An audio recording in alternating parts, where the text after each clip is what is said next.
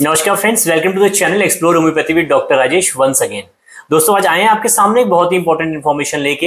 ये वीडियो बहुत ही इंपॉर्टेंट होने वाला है दोस्तों, क्योंकि इस वीडियो में हम वर्टिगो यानी चक्कर से जुड़ी सारी समस्याओं के बारे में बातें करेंगे और इसकी एक सटीक या यूं कहें कि बेहतरीन होम्योपैथिक दवाई के बारे में भी आपको पूरी इंफॉर्मेशन देंगे।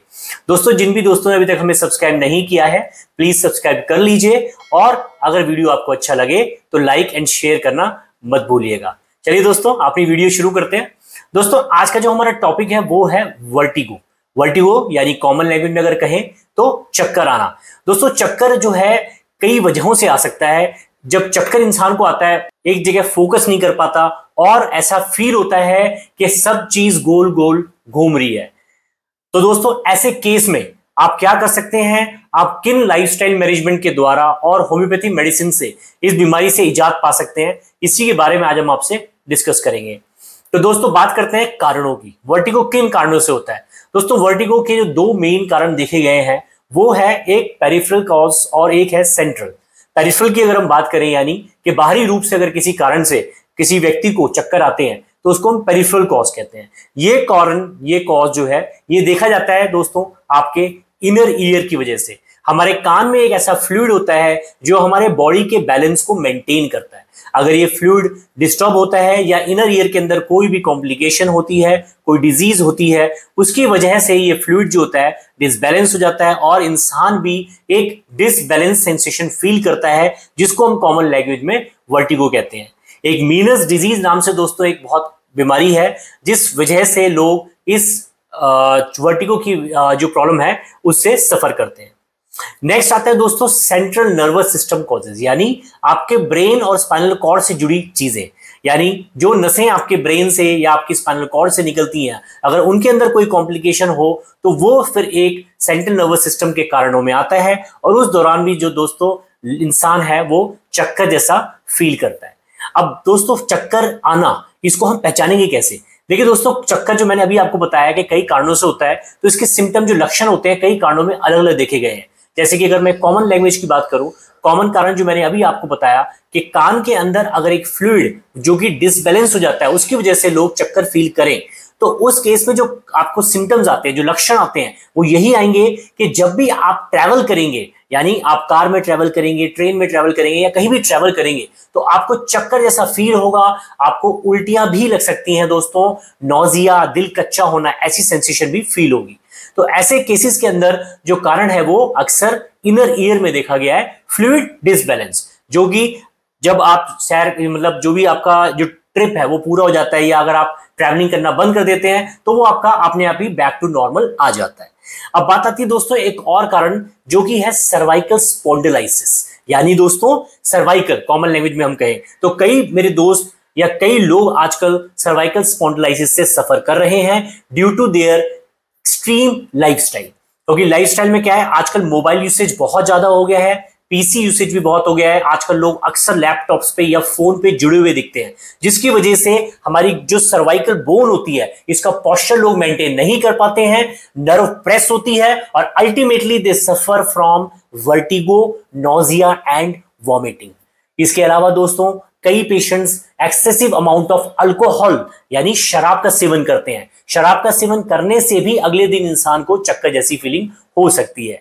पैथोलॉजिकल कॉजेज में दोस्तों अगर शुगर लो हो जाए, बीपी हाई हो जाए, तो इन वजहों से भी चक्कर फील होता है। और एक बहुत इंपॉर्टेंट चीज दोस्तों, मेंटल टेंशन और स्ट्रेस। अगर कोई इंसान बहुत लंबे समय से स्ट्रेस से सफर कर रहा है या किसी इंसान को एंजाइटी, डिप्रेशन या इस तरह का कोई मानसिक बीमारी है, तो उस इंसान को भी चक्कर जैसी फीलिंग हो सकती है। या कोई व्यक्ति अगर कुपोषित है, मालनोरिश्ड है, यानी बराबर मात्रा में खाना नहीं खा रहा है या उसकी बॉडी में मल्टीविटामिन्स या फिर यूं कहें जो बेसिक न्यूट्रिएंट्स होते हैं उनकी अगर कमी हो, खून कम बन रहा हो, तो उनको भी चक्कर जैसी फीलिंग आ सकती है। इसके अलावा दोस्तों एक इंपॉर्टेंट कॉज वो है सेंट्रल नर्वस सिस्टम के अंदर अगर कोई ब्रेन ट्यूमर हो या फिर कोई ऐसी पैथोलॉजी हो जो किसी नर्व को प्रेस करे, तो भी इंसान चक्कर जैसी फीलिंग फील कर सकता है। अब बात आती है कि इसको हमने मैनेज कैसे करना है दोस्तों। तो देखिए, मैनेजमेंट में सबसे इंपॉर्टेंट आती है लाइफस्टाइल मैनेजमेंट। अगर देखिए दोस्तों, जो मैंने अभी आपको चक्कर के कॉजेज बताए, इसमें 90% कॉजेज ऐसे हैं जिसको हम सिर्फ अपनी लाइफस्टाइल से मेंटेन कर सकते हैं। सुबह उठना, सैर करना, योगा करना, अत्यधिक जो मोबाइल का यूसेज है या लैपटॉप का यूसेज है उससे बचना, या अगर आप इस प्रोफेशन में हैं कि आपको लैपटॉप यूज करना पड़ता है तो बहुत देर एक पोस्चर में नहीं बैठना, और आपकी जो चेयर होती है या जो आपका सिटिंग है उसके एर्गोनॉमिक्स जो है प्रॉपर्ली मेंटेन करें कि आपको सर्वाइकल की बीमारी ना हो। अपनी बोन डेंसिटी को मेंटेन करें, आपकी जो हड्डियां हैं आप रेगुलर एक्सरसाइज करें और रेगुलर वेट ट्रेनिंग करें, जिससे आपकी हड्डियों की बोन डेंसिटी मेंटेन रहेगी और आपको सर्वाइकल स्पॉन्डिलाइसिस जैसी बीमारियों से भी सफर नहीं करना पड़ेगा। उसके अलावा आपकी बॉडी में न्यूट्रिएंट्स भी बैलेंस रहेंगे। खाना पीना दोस्तों अच्छा खाना है, जितना हो सके जंक फूड या बाहरी जो चीजें हैं उनको अवॉइड करना है। ज्यादा फैटी फूड हो गया, ज्यादा ऑयली, ज्यादा स्पाइसी, इस तरह की चीजों को अवॉइड करना है और ज्यादातर बेहतरीन चीजों को अपने खाने में इस्तेमाल करना है जिनसे आपको बराबर मात्रा में नॉरिशमेंट मिलता रहे और आपका शरीर एक हेल्दी लाइफस्टाइल में रहे। अब बात आती है दोस्तों होम्योपैथिक मैनेजमेंट चक्कर की कैसे करनी है।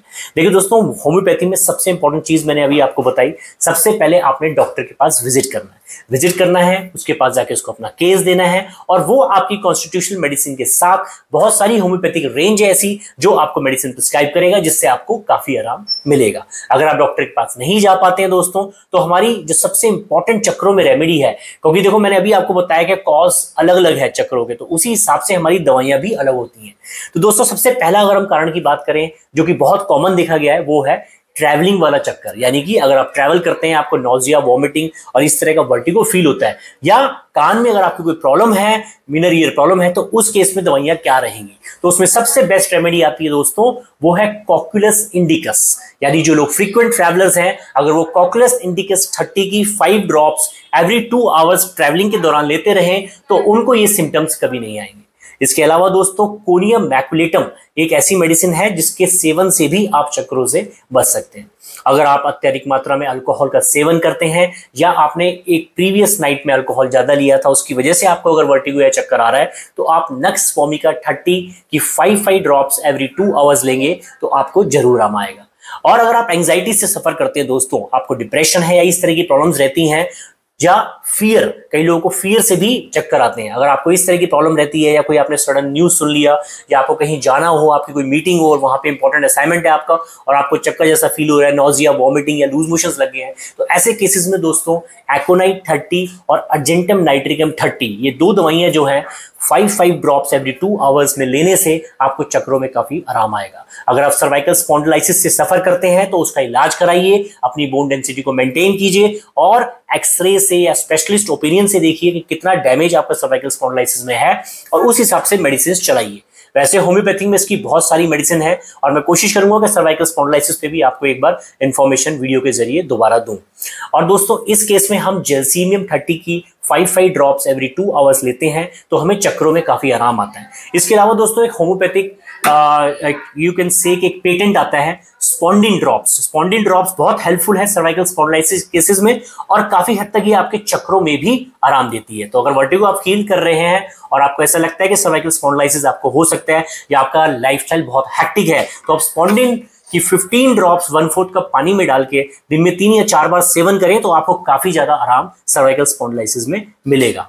और दोस्तों चिनोपोडियम क्यूब एक ऐसी दवाई है जो कि इनर ईयर प्रॉब्लम्स के अंदर, अगर आपको कान में आवाजें आती हैं, टिनिटस, कई लोगों को प्रॉब्लम ये भी रहती है, वर्टिगो होता है, नॉजिया होती है, वॉमिटिंग होती है, तो उस केस में आप चिनोपोडियम क्यूब की 15 ड्रॉप्स 1/4 कप पानी के अंदर डाल के दिन में 3 बार 15 से लेकर 20 दिन इसका सेवन लगातार कीजिए तो आपको काफी हद तक कान में आराम आएगा। और नेट म्यूरेटिकम 30 और नेट्रम सल्फ 30 ये 2 जो पोटेंसीज हैं इनको भी 5 ड्रॉप्स आप सुबह दोपहर शाम चिनोपोडियम क्यू के साथ में ही इस्तेमाल करें तो आपको काफी रिलीफ महसूस होगा।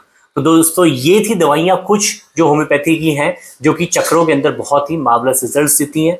और आई होप कि ये आपको वीडियो बहुत पसंद आया होगा और चक्कर से रिलेटेड में आपकी थोड़ी जो भी आपके डाउट्स है दिमाग में वो क्लियर कर पाया होगा। अगर आपको वीडियो अच्छा लगा तो प्लीज दोस्तों लाइक, शेयर एंड सब्सक्राइब जरूर कीजिएगा। मिलते हैं आपसे अपने नए टॉपिक के साथ एक नई वीडियो में। टिल देन हंसते रहिए, खुश रहिए और स्वस्थ रहिए। Thanks for watching.